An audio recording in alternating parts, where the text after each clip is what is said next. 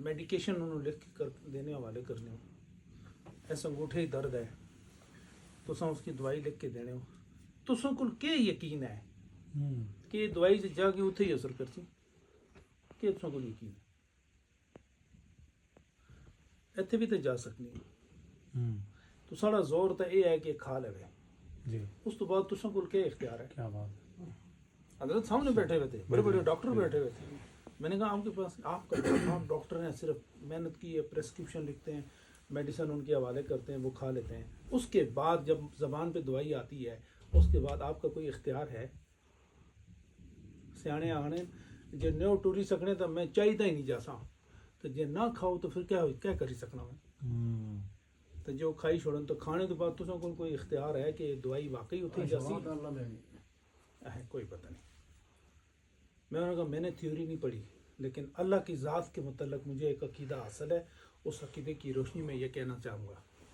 کہ جب بندہ میڈیسن زبان پہ رکھتا ہے نا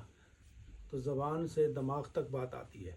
کہ یہ چیز وجود میں انٹر ہونے لگی ہے ٹھیک ہے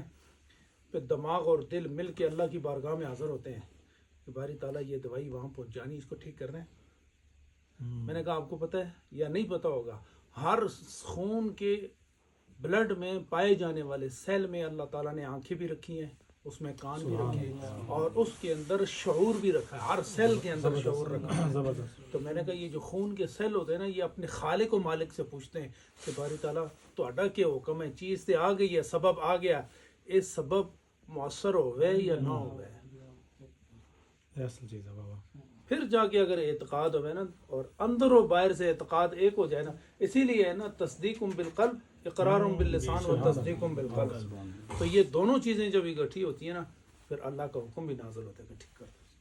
میں نے کہا ہمیں ہمارا عقیدہ میڈیسن کے متعلق یہ درس دیتا ہے اور پھر